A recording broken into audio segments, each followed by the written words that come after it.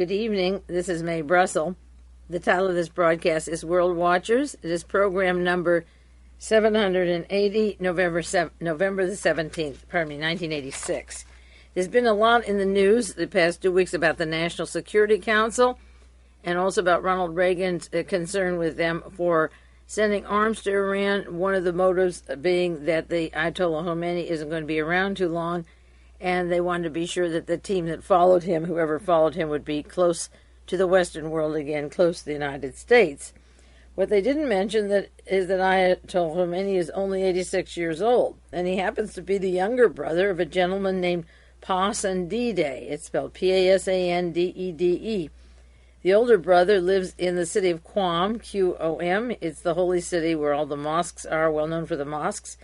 And according to a friend of mine who came from Iran and has family and friends there as well as in this country, said that the older brother writes to Ayatollah Khomeini. He sends him letters, he scolds him, he advises him in the tradition that an older brother would do it, and that he still is able, got all his rockers, I guess, to tell the other one what to be doing or not doing.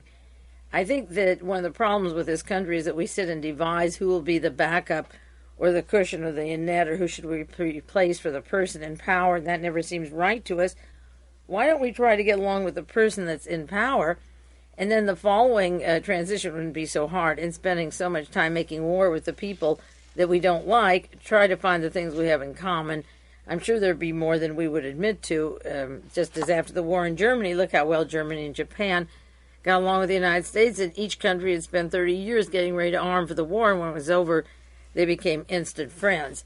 It's a shame that there's so much waste of life and property and pollution on planet Earth with weapons and ideas of conceiving how to erase each other when there's no reason. Actually, there are a lot of reasons we could get along, no reason why we shouldn't try.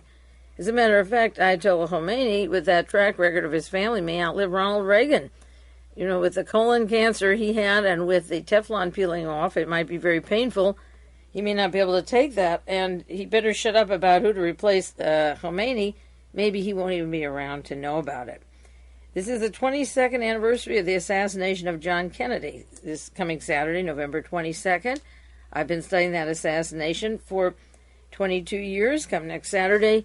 And the interesting thing to me is the synchronicity of events in my personal life, small ones, small events and large ones, and at this particular time on the anniversary of John Kennedy's death, the National Security Council is getting an exposure it never had, and many people talk about the role of the CIA in the assassinations, and beyond the CIA there are higher levels, and the national security is the important agency. The secret government, apart from the State Department, the Defense Department, just its own little branch that decides who lives and who dies. Now, there's a lot of irony in the Kennedy assassination and in the National Security Council. The exposure is coming at this time and in the history of it because Joseph Kennedy, the father of John Kennedy, was one of the 12 group of men who sat with Herbert Hoover, former President of the United States, and created the National Security Council, the very body that would be offing his son not many years later. There is a book report on the Organization of National Security. It's called the Hoover Commission Report on Organization of the Executive Branch of the Government, published by McGraw-Hill, New York in 1949. And in this book, it explains it's a very formal book. It's a report put together by ex-President Herbert Hoover, retired, who immediately after the war began to reorganize the executive office so that it would have the exact secrecy and do the things that it is doing now with all of the loopholes.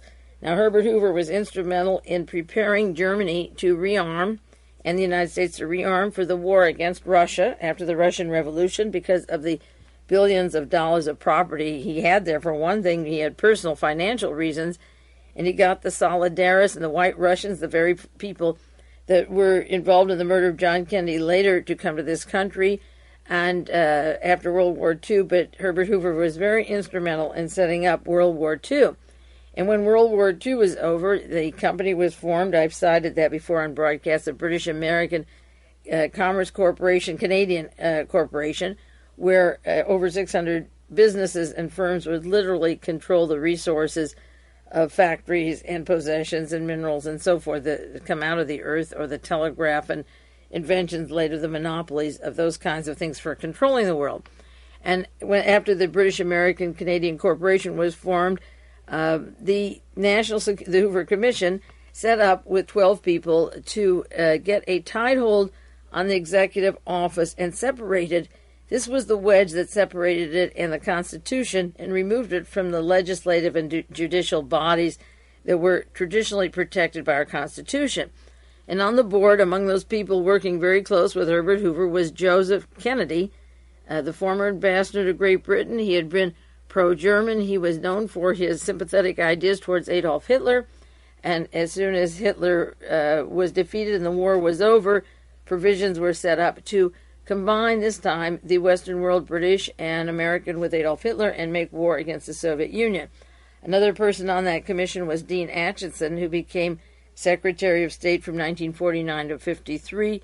He helped build, he was the main architect of post-war, Cold War, economic war against Russia, and it was called part of the containment, holding Russia down, and went into the Truman document, the Marshall Plan, the North Atlantic Treaty Organization, NATO, and he was part of the policies that led to the United States intervention in Korea. When we went into Korea in 1950, this is the beginning of a period from 1950, then the Southeast Asian War, and then going into a lot of other countries and doing operations of overthrowing them and doing murders and coups. The use of our troops after World War II, the first place was in Korea. And then Dean Acheson also was in favor of arming West Germany, along with John J. McCloy of the Warren Commission, and Mr. Dean Acheson and Joseph Kennedy and Herbert Hoover were three of the very important members of the Hoover Commission to set up that loophole in the executive branch of government whereby the executive office could be separated. And with the erosion of this power from the Constitution, there came other ways to separate not only the legislative, the executive rather, the branch of the government, but to give it more muscle and more power. One of the best articles on the movement of power in the secret team has just come out in Freedom magazine by Fletcher Prouty. And I'll do more on that article later. I'm just running through certain ideas on national security now. But in this article from October 1986, the erosion of national sovereignty, it goes into the use of John Kennedy to restructure the government after the Bay of Pigs. He began to break the CIA apart and also to have a national security action team. He made a national security action memorandum, and documents came from the White House that reflected the decisions of the National Security Council and the President, and then covert operations began to escalate, and the 1954 National Security Council, well on its way after it was formed in 1947, formed what is known as a special group, the 5412 Committee of the Vice President, people high up in Defense Department, State Department, the director of the CIA. Then John Kennedy, ironically, created the Defense Intelligence Agency. He broke up the CIA and wanted to tear it to shreds. So July the 11th, 1961, Kennedy, in downgrading the CIA, formed the Defense Intelligence Agency. Secretary McNamara created the Defense Intelligence Agency for him, the Secretary of Defense, and an Air Force Journal, Joseph F. Caroll, formerly the FBI, became the first leader. Now, the irony of this whole story of the assassination of John Kennedy and the saga of the Kennedys lies in that Joe Kennedy helped set up this National Security Council, which isolated the executive branch of the government and gave them the right to kill any heads of states, to have a meeting of 4 or 5 people and decide what country should be overthrown, who lives and who died. And then John Kennedy, in breaking up the CIA, allowed the Defense Department, and he seemed to trust the Defense Department more than this group from the intelligence community that was put together after World War II. The OSS became the CIA. So being traditional, he forms a Defense Intelligence Agency, which even is different than the action in the Pentagon or general war-making machinery, it has its own special clique so that the Defense Intelligence Agency and the National Security Council could do the murders of political leaders before John Kennedy and after John Kennedy. His father created one group, he created the other, then both were used to kill him and his brother, which is really ironic. Now, there were very interesting articles this week pertaining to the Iranian story, and I want to cite 4 of them because they seem so much like the material you hear on World Watchers, but it's nice to hear it from somebody else for a first time, I should say. These are first stories for me to read in this way, pertaining to the news of Iran, the national security, and some raw nerves of our government have been exposed.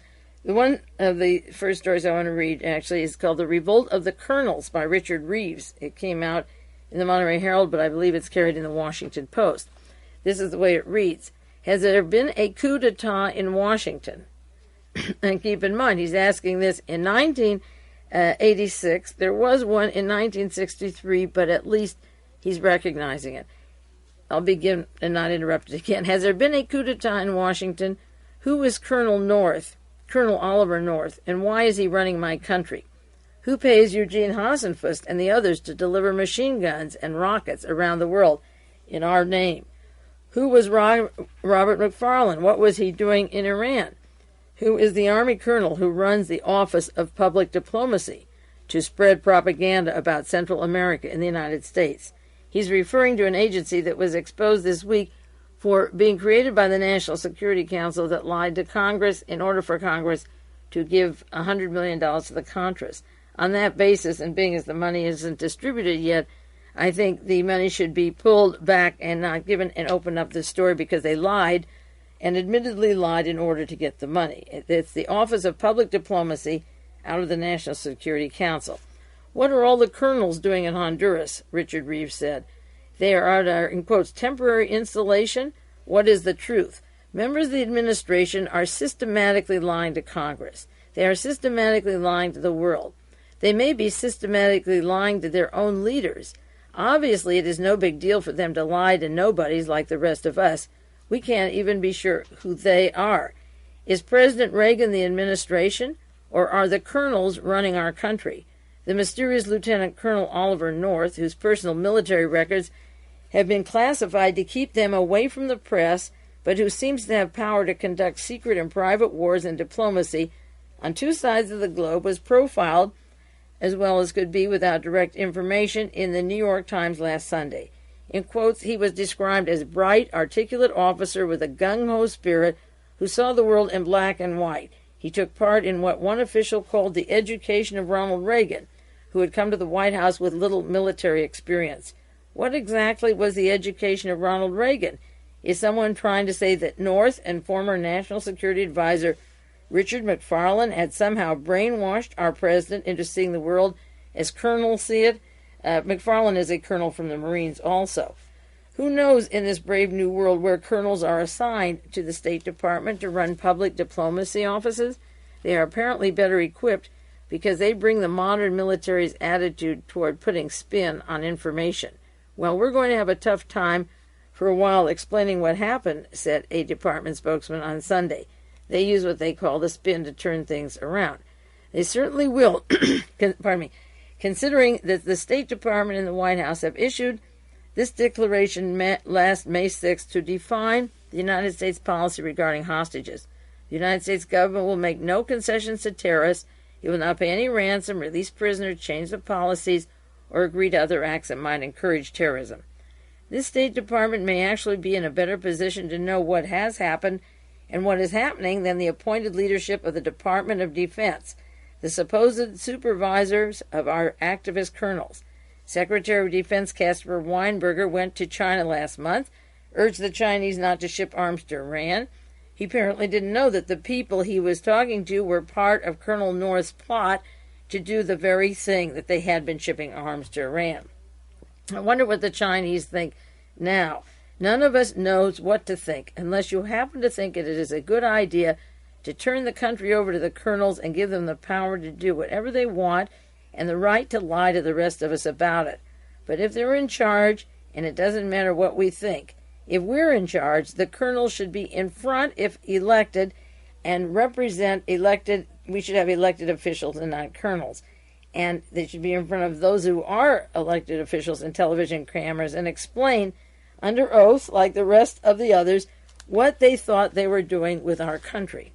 Another article by Warren Hinkle in San Francisco Examiner this week. He was a former editor of Ramparts magazine in California.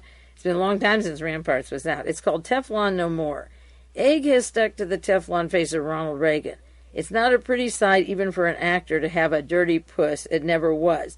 The revelations of last week disclosed the former light bulb salesman in the White House to be little more than a benign bumbler who puts on a happy face about running his country's foreign policy, while the real power is in the hands of a pair of trigger-fingered colonels possessed of a banana republic mentality. It is deeply humiliating, fundamentally embarrassing time for the United States. The president of this putative advise and consent democracy, in his clearly onrushing senility, has already a pair of conniving colonels who couldn't find first base in the dark with a flashlight to determine the authority of his Secretary of State and Defense, who would have been kicked around like a pair of junkyard dogs over the utterly mad policy of appeasing the fanatical theocrats in Iran by giving them arms against all premises of American policy and moral fiber, in the dismal and futile hope that the bully boys would free American hostages in time for Reagan's sinking party to gain points in the recent election, which they lost. It is a rather delicious time for the sweaty-browed, blustering apologist for Ronald Reagan as president, who will go down as a rosebud rather than a toilet bulb in history, to do the manly thing and fall upon their swords. One relished the performance of the dreadful Robert Novak on CNN the other evening, doing his usual red-baiting number, asking rhetorically in the president's defense if you would believe these half-baked Arab journalists talking about secret arms swaps for hostages in Iran as against the word of the President of the United States. It turned out that the half-baked Arab journalists were utterly accurate in what they reported, to the dismay of every hard hat and redneck in the country, who believed Reagan when he said Jimmy Carter was a wimp and he would never negotiate with terrorists. It was left for the great actor to go on television Thursday night with a bad script and make a most unconvincing plea that he had not secretly shipped arms to the Iranians for the hostages, but only for the high principles of state, which only the president and the colonels, who seemed to have taken a Rasputin-like hold over the man, understood. The Secretary of State didn't understand it. The Secretary of Defense didn't understand it. The State Department didn't understand it, and the devious CIA naturally lied about it. Trust me, said Teflon Ron, but this time the country didn't trust him. Nobody seems to believe Ronald Reagan anymore. One of the colonels who seemed to have taken possession of the old actor's soul, the insidious Colonel Robert McFarlane, was the architect of the appease the great Satan haters in Iran policy, who did or did not, according to the reports, sneak into Iran disguised with a cake and a Bible signed by Ronald Reagan, and is best known by the nature of his mammoth foolishness. Lesser known but even more invidious is Lieutenant Colonel Oliver North, Jr. of the National Security Council. Incidentally, it was Lieutenant Colonel Oliver North and McFarlane and these gentlemen that I defined last week as being involved not only in Iran but in the Nicaragua Hassan-Fuss affair and arming Nicaragua against the laws of Congress, and they're breaking laws here in Iran. These are the same people. Warren Hinkle said Lieutenant Oliver North of the National Security Council went with Colonel McFarlane on that failed trip to kiss the feet of the Satan haters, and is the man whose phone number in the White House is for every bloodthirsty Contra in Central America. They can always call McFarlane and North collect. McFarlane was the architect of the Reagan administration that circumvented their own people and the sanctions we have sold to our allies to play the foolish game for the hostage takers of Iran. Lieutenant Colonel North, who is sort of an E. Howard Hunt of the regime of the Reagan administration, takes pleasure in wearing wigs, disguises, traveling under false passports, and engages in daring do. He was the architect of the lawless administration against the role of Congress, against the law of the land, continuing to supply terrorist forces in Central America when their funds were cut off. And, of course, Hinkle thinks they should retire with the president. Carl Rowan wrote in his syndicated column, The White House Gang. The current flap over arms for hostages dealing with Iran ought to awaken Americans to one truth. The arrogant, often secret conduct of foreign policy by a small clique in Reagan, in the White House, that is close to disaster. Against the advice of the Pentagon and Congress, the United States Marines were sent to Beirut. 241 of them met their death there. In defiance of restrictions voted by Congress, by rulings of the World Court, by the United Nations vote, by the American public opinion, under direction of the White House and the national security, these people, these colonels, have waged a secret war against the Sandinistas in Nicaragua. The clandestine schemes to arm Contra rebels in Nicaragua came to light recently. Well, that's not true. It's been in the news for 4 years. This caper subjected the United States to ridicule and contempt in Central and South America, where American prestige is low and worrisome. No sooner had the White House warriors gotten caught in a brazen disinformation campaign regarding Libya that it was launching an incredible misinformation campaign to convince Americans that the disaster of the summit in Reykjavik again was a triumph. After disinformation in Libya and Reykjavik, then we had another explanation of lies in Central and South America. This country has a State Department, Carl Rowan says. It has a Department of Defense.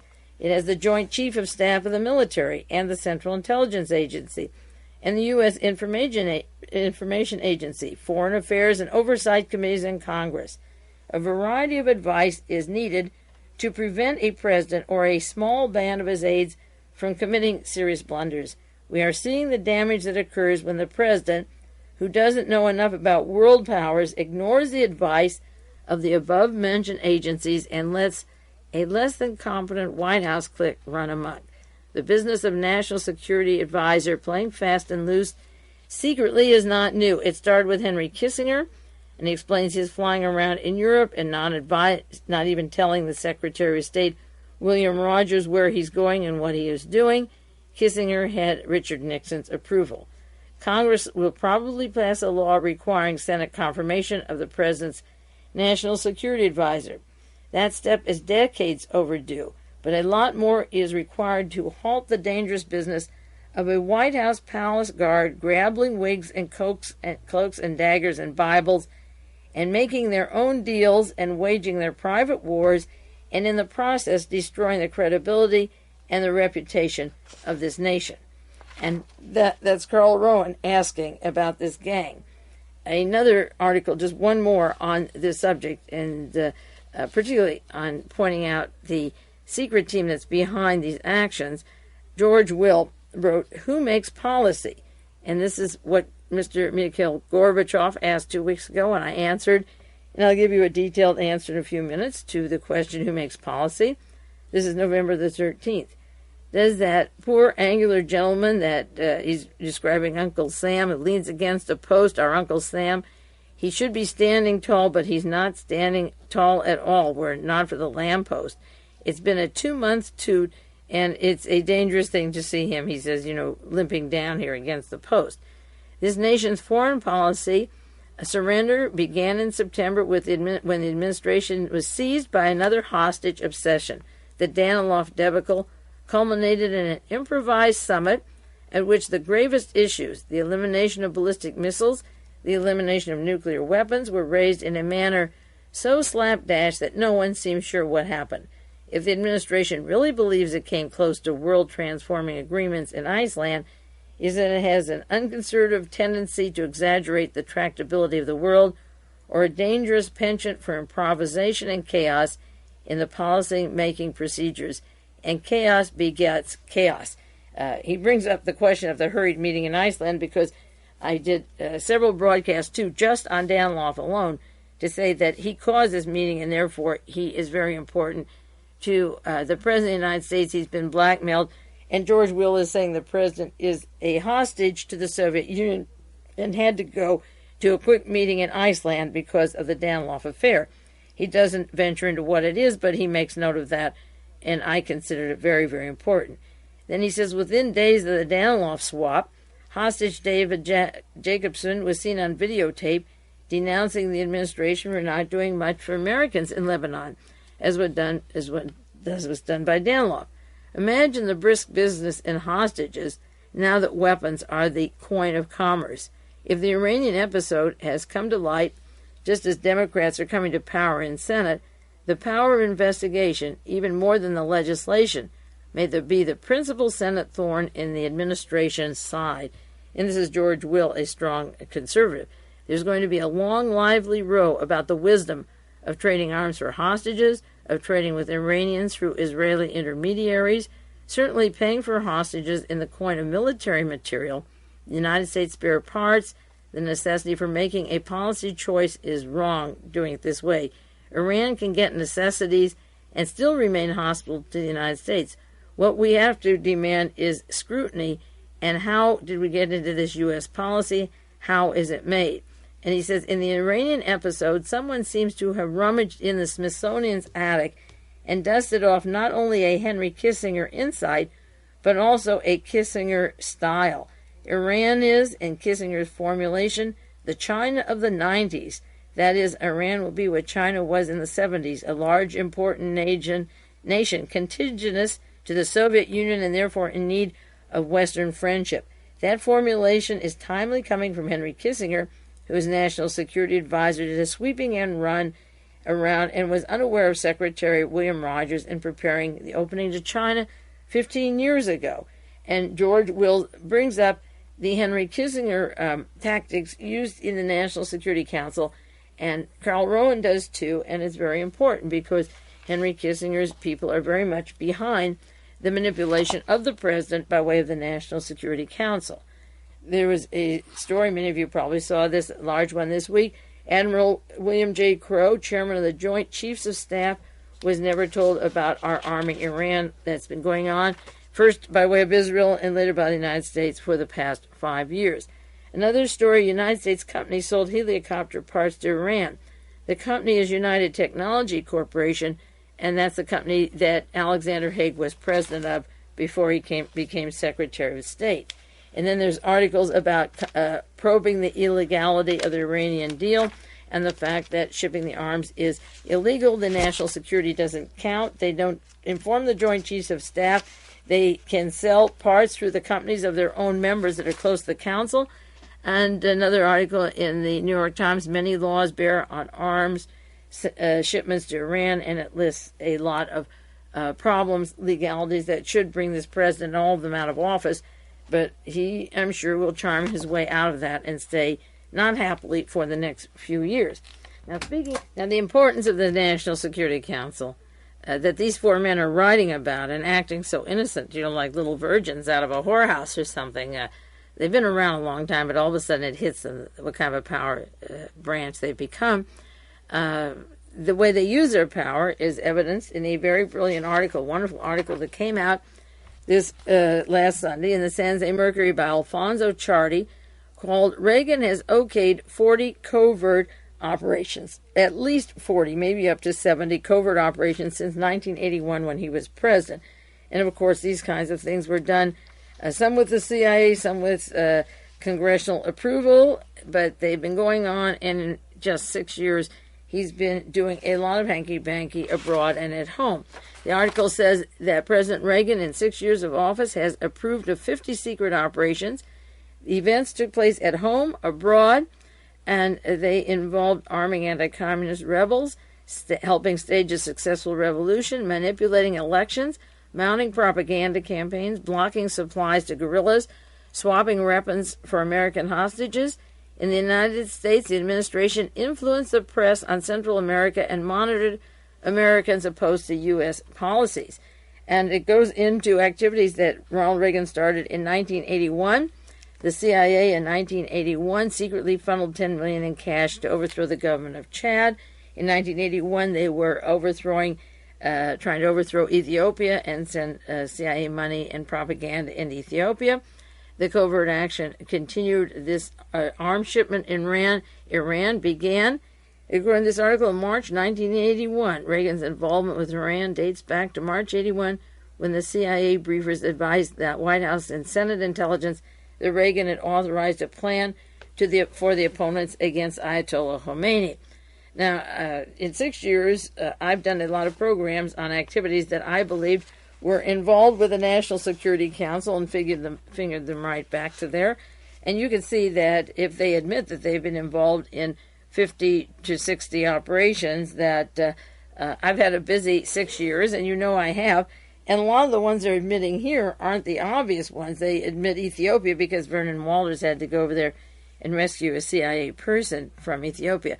We'll take a 1-minute break and go back to the National Security Council and the role it plays in controlling our government, other governments, assassinations, very timely with, as I say, with the assassination of John Kennedy, the anniversary this week, and the exposure of the National Security Council to the media in general, in case they didn't see it before.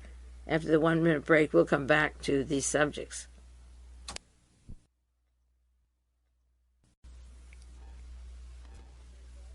This is Mae Brussell, and it's the second half of World Watchers, program number 780.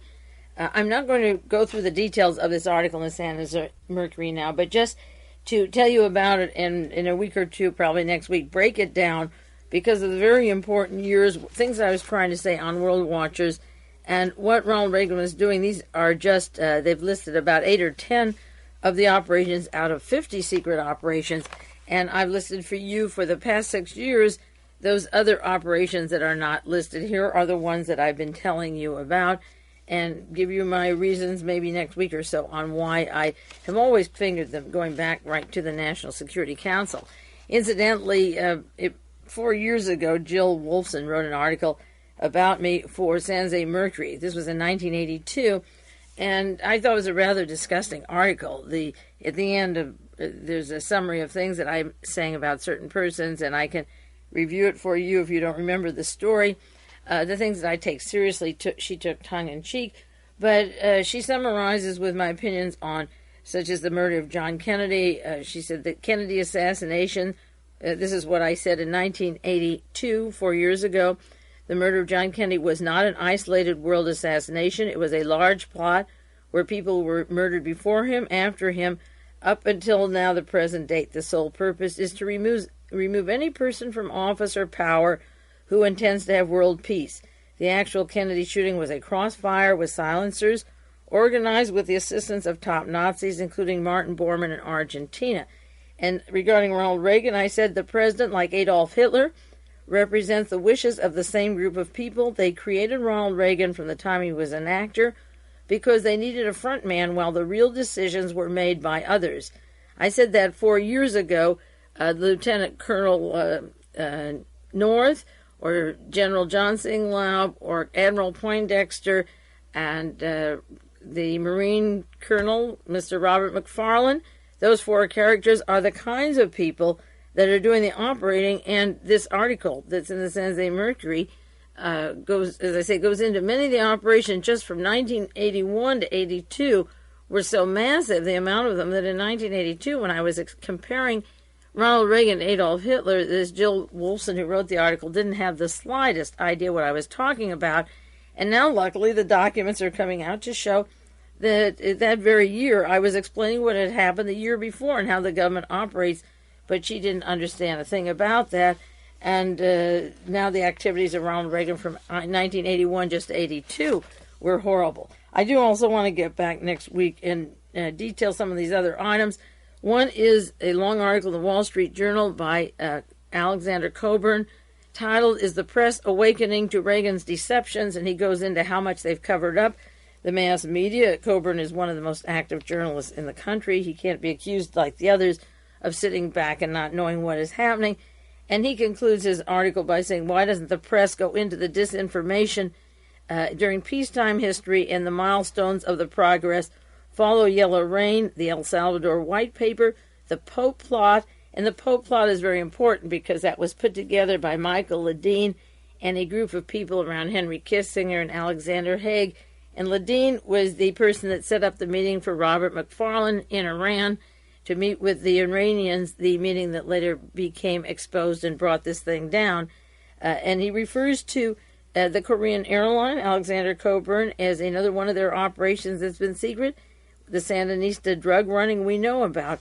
But here in the Wall Street Journal, they're asking, why don't you open up the Pope plot and the Korean airline, and what are you so silent about the disinformation about that? And again, this is the type of things that I've gone on every week for 16 years, trying to expose that secret team that just on the 22nd anniversary of John Kennedy's assassination is getting some kind of exposure.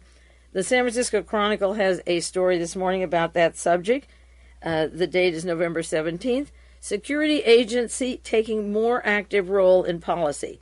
As startling as the emerging details of the Reagan administration's secret Iran diplomacy has been to many inside and outside the administration, knowledgeable officials say that the action is not untypical of the national security as it developed in recent years. It escalated with Ronald Reagan, that's what I was saying, comparing him to Adolf Hitler when he came into power and for 8 years before. The national security was set up, according to the Chronicle. This is a reprint from the Los Angeles Times today. The NSC was set up during the presidency of Harry Truman to help the chief executive manage the increasingly complex foreign and defense policies during a period in which the United States had taken on sweeping new responsibilities as a world leader, and the bureaucracies of State Department and Pentagon and the newly created CIA were getting in the way. Now, what it doesn't say is that the National Security Council was set up by ex-President Herbert Hoover and Dean Acheson and Joseph Kennedy, all sympathetic to the lives of Adolf Hitler, and would bring the top Germans into this country to form what became the CIA. We didn't have it then, and put them into our State Department people in defense, like Fritz Kramer and Henry Kissinger and those kinds of people. It goes on to say the responsibilities and authorities grew as time passed, gaining impetus during Henry Kissinger's stint as National Security Advisor to Nixon. It kept building up its secrecy and its power till Kissinger then would hand it to Robert McFarlane, his protege, and McFarlane, of course, with Admiral Poindexter doing the work of Ronald Reagan, but there are people behind these persons, and I want to go into them before the program is over.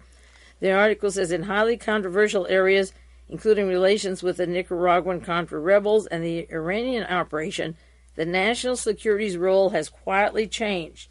During the tenure of the current occupant, John Poindexter, Admiral Poindexter they should call him, and Lieutenant Colonel Robert McFarlane, the NSC directorship became the center of a small network of action-oriented aides with direct ties to like-minded people in the defense or state.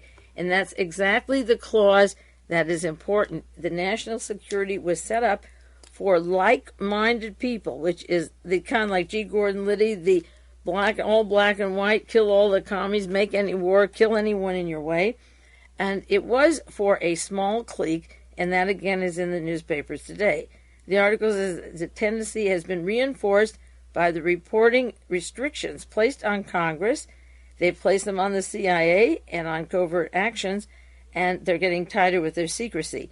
This is like a little cell within the National Security Council, a little nucleus within the National Security Council staff, very close to Poindexter, the admiral, with lines out to some people in the building, in the Pentagon and state, and some not to others.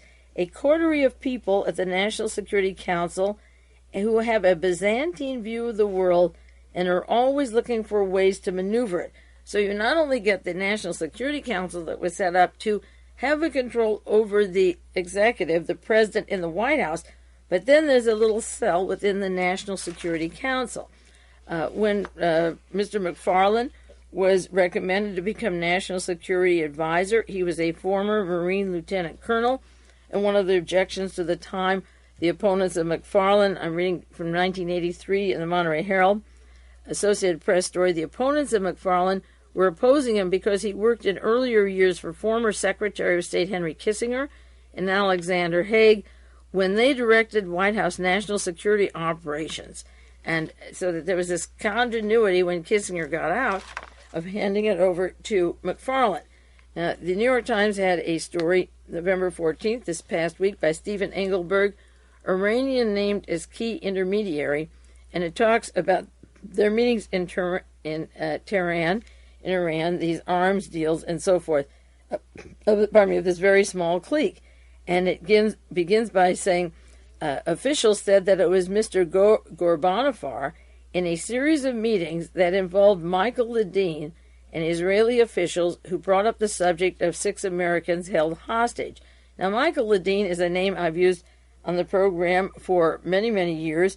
He was the person that set up the Billy Gatekeeper that was to try and assure that Jimmy Carter didn't get elected again. He was active with Robert Brown in Grenada, going over Maurice Bishop's papers, and I believe that a lot of disinformation was there to justify the taking of Grenada.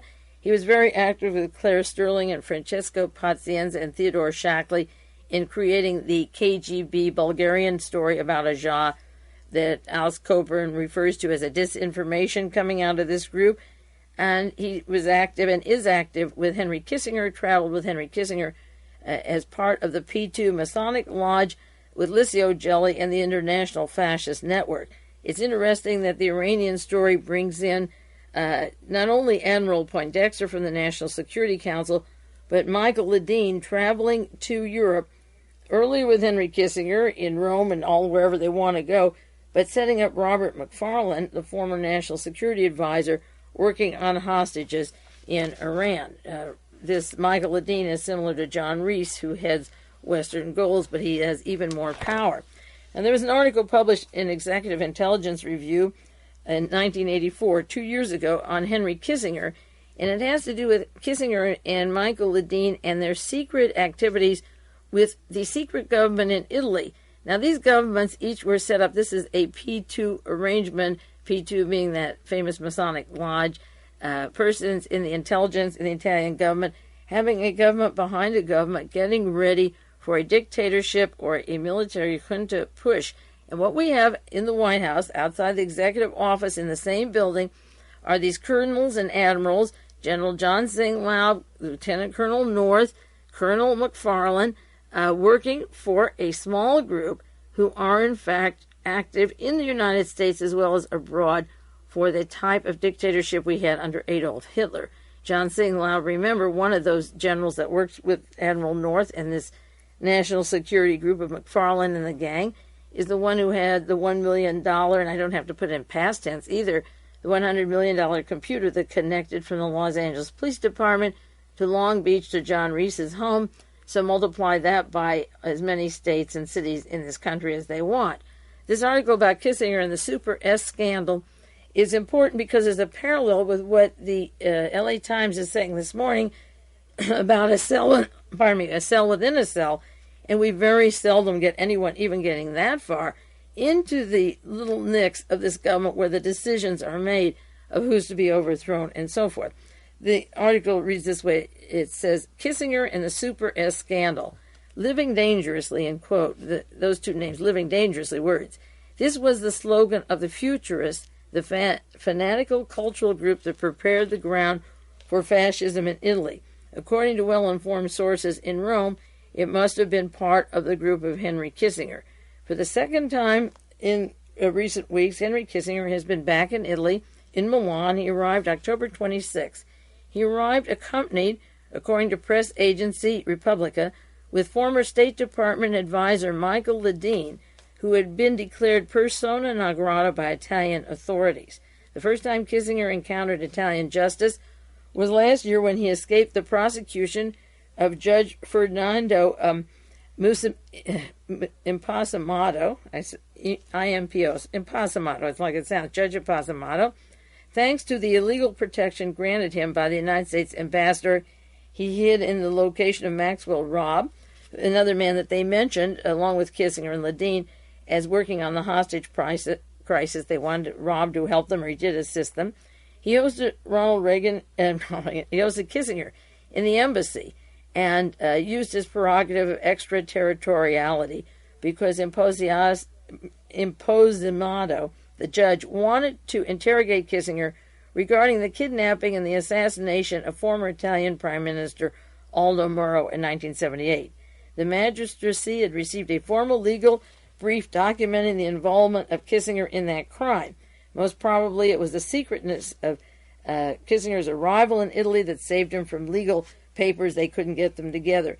He was seen October 26 at a concert at La Scala, accompanied by the president of Montedison, a chemical group, by Mario Schimberni. Kissinger was portrayed in the press as a special foreign policy advisor to Ronald Reagan.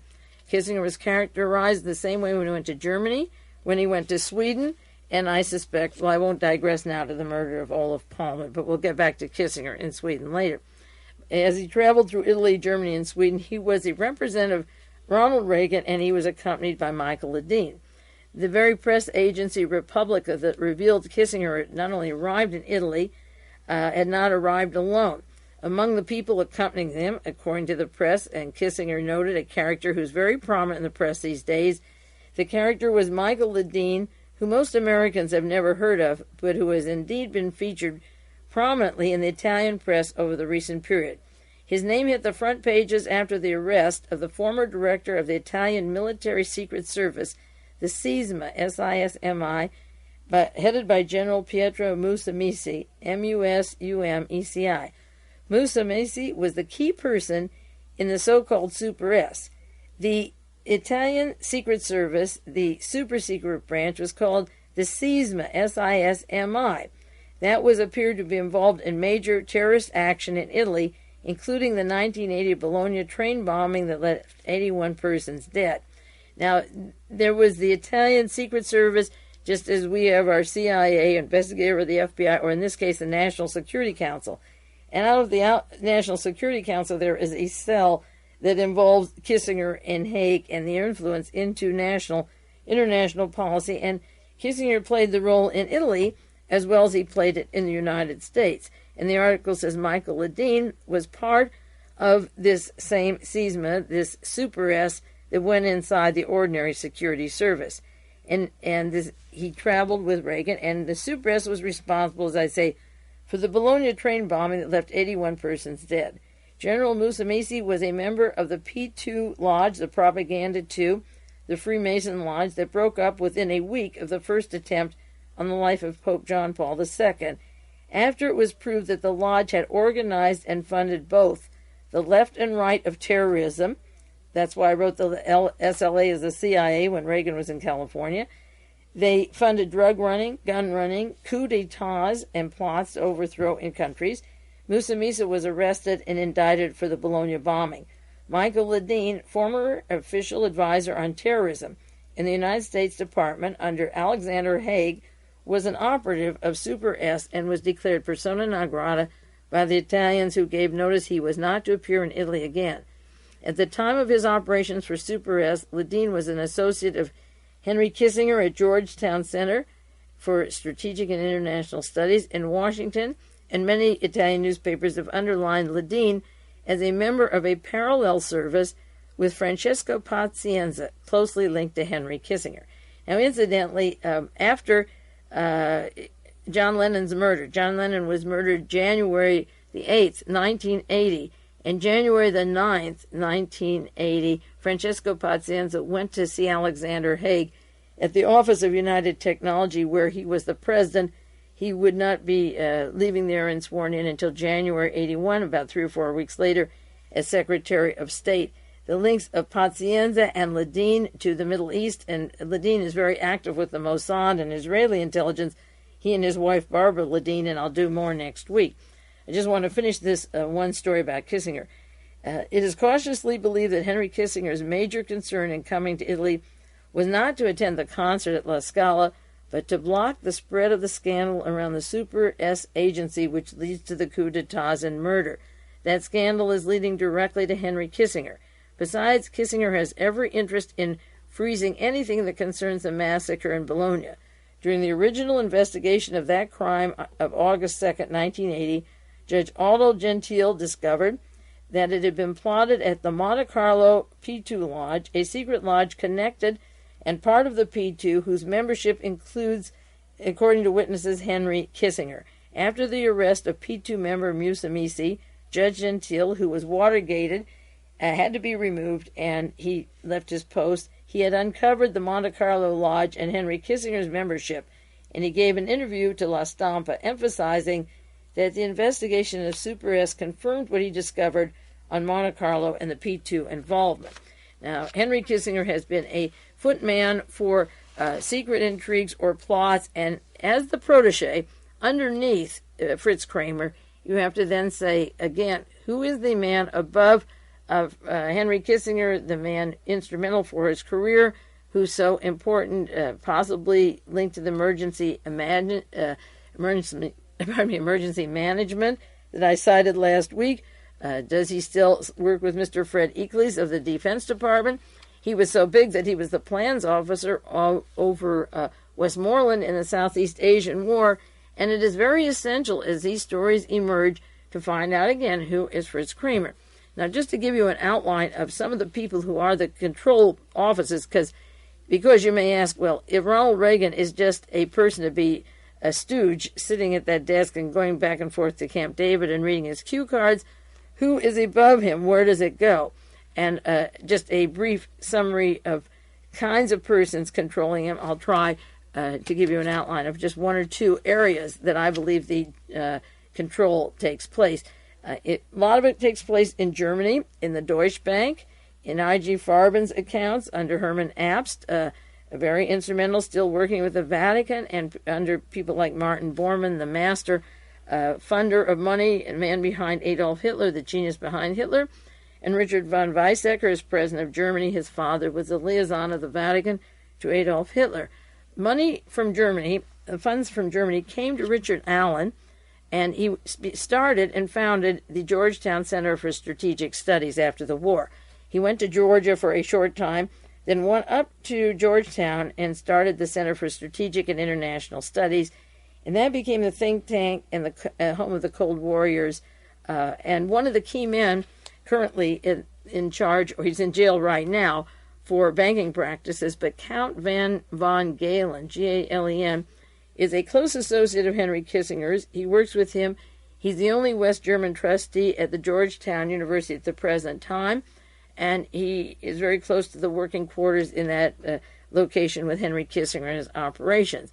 One graduate, for an example of the way the power moves, one graduate from this clique at Georgetown Center is Kurt Biedenkopf, Biedenkopf,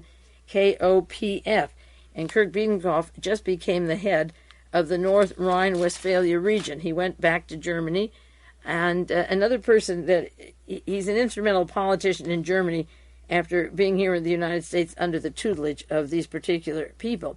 Another politician active with Henry Kissinger in his activity is a Mr. Hengst Munchmayer, Munchmayer. He's part of the banking team of Count von Galen, and he's a member of Rockefeller's Trilateral Commission. He works with Henry Kissinger, and he's an executive committee member with Henry Kissinger of the Trilateral Commission. Munchmayer's daughter, Frau Breuel, Breuel, set up special trade relationships with Ayatollah Khomeini in Iran, and she is the founding member, Kurt Biedenkopf, when he came back from the Georgetown Center and ran for this political office in the North Rhine area. He set up these are all probably political dummy fronts, called the Institute for Science and Social Studies in Bonn, Germany, after he went from Georgetown to Germany. And as I say, his daughter and her husband are closely linked to the arms for Iran coming from Germany and coming from Henry Kissinger, who used to have a big control of Iran under the Shah, and with former CIA Director Richard Helms and Secretary of State William Rogers and Nelson and David Rockefeller. The country of Iran is literally controlled and dominated by the Rockefeller family, Chase Manhattan, and Henry Kissinger on the board of Chase, and our former Secretary of State William Rogers, who headed the Challenger Commission for Ronald Reagan, still very active in these affairs, and they would like the oil from Iran. They'd like the deposit of the money in Chase Manhattan. They like the traffic and business.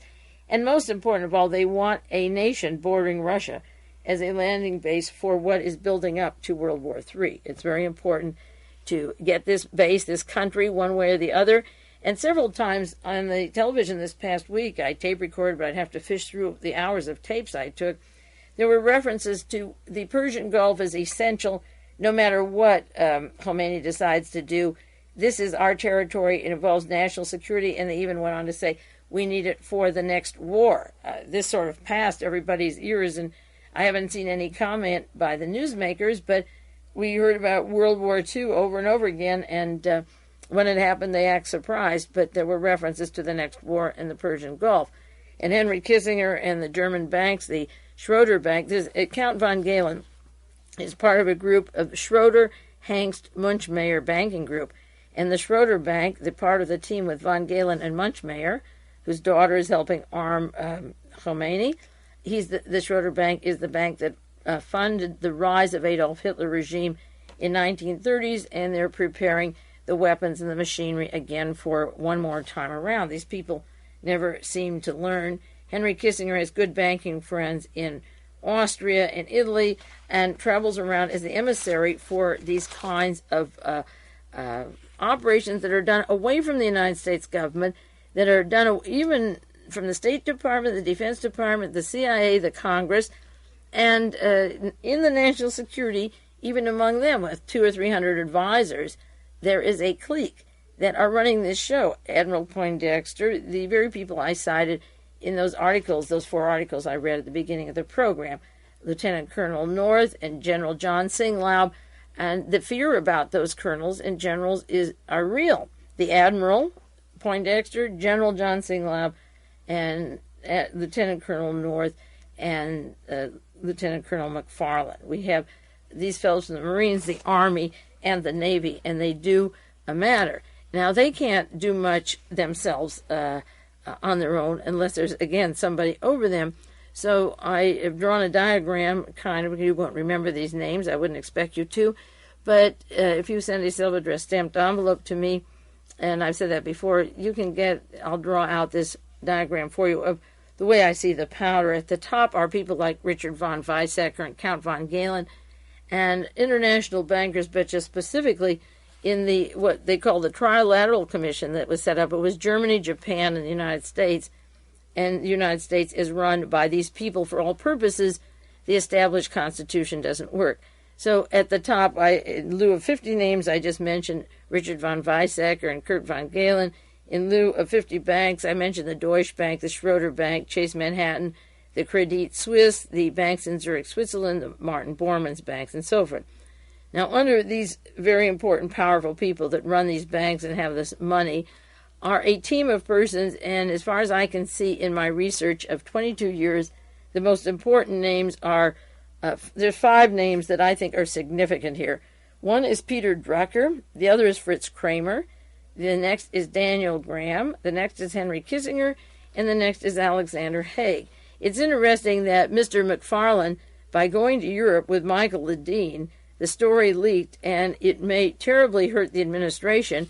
And the very week that Reagan was losing some strong Senate support and was in deep trouble for things that happened around him, Alexander Haig came forward and said, I am going to run for president in 1988. And also the media keeps saying what a brilliant tactic it was of Henry Kissinger to go to China, and that his secret actions worked, and look how wonderful it is. Well, Henry Kissinger has Mr. Lord, a member of Kissinger Associates, as our current ambassador to China. He has Caspar Weinberger from Bechtel Corporation offering them hundreds of millions of dollars. And the reason we got our door into China with George Bush as the ambassador to China, and George Bush's name is on these documents involving the Contra operations and the Iranian weapons, the guns to Khomeini. George Bush was the ambassador to China and is involved in these covert actions. And what we want is to have Iran and China armed so that when we attack the Soviet Union from the North Arctic and so forth, we will have that wall around the Soviet Union and hopefully get that first strike in. And so that Henry Kissinger's alternative, or his reason for opening up China, wasn't business and trade and learn to use chopsticks. It was to send arms and build them up militarily and tell them the Russians are right next door to them. We heard over and over the Russians are going to take Iran, they're going to take China. And so that this team have literally, as far as I've seen, made control of the world. Peter Drucker, Fritz Kramer, Daniel Graham, Henry Kissinger, and Alexander Haig. Now, under them, they have what they call the National Security Council. One of the people I haven't seen that I would like to see appear in this scandal story is Sven Kramer, S-V-E-N, Kramer. That's the son of Fritz Kramer, the mentor of Henry Kissinger, who is notoriously identified with murders around the world. That Aldo Muro story is just one I read to you. He's responsible for the murder of Mr. Bhutto when Zia was put in, that dictatorship. In Pakistan, the murder of Allende when Pinochet was put in. He has had a notorious history of killing heads of states, Mr. Diem, and getting ready for the war in Southeast Asia, and the murder of, in Central America, of Maurice Bishop recently, and Mrs. Gandhi. All of these heads of states and the people that would support the head of state, such as the person who's close in the Philippines who was murdered, the labor leader this year who is going to defend Corazon Aquino. If there are uprisings, they're killed. And then under the Security Council, Michael LEDEEN working with them, you have your agents, Admiral Poindexter, Lieutenant North, General John Singlaub, Robert McFarlane, and Michael LEDEEN. And the security team, those upper ones, tell the president what to do, and then these admirals, generals, colonels, lieutenant colonels send their footmen out to do the operations and use organizations to overthrow countries and murder people. Well, the time is up. You can't put 22 years of work or research into the Kennedy murder into 1 hour. But as I say before, the synchronicity of the National Security Agency's super secret cells being opened up now on the anniversary of John Kennedy's death this week is really very, very interesting. It was a long time coming, but I have to be grateful for these things that they even happened in my lifetime. In the meantime, the hour is up. I'll continue more on the personalities of some of these names, but I wanted to give you an overview, and even that was too fast. Maybe I'll slow it down and do it again one more time the way the council's set up. In the meantime, this is Mae Brussell, and our time is up, and I'll be back with you next week to share more of this information.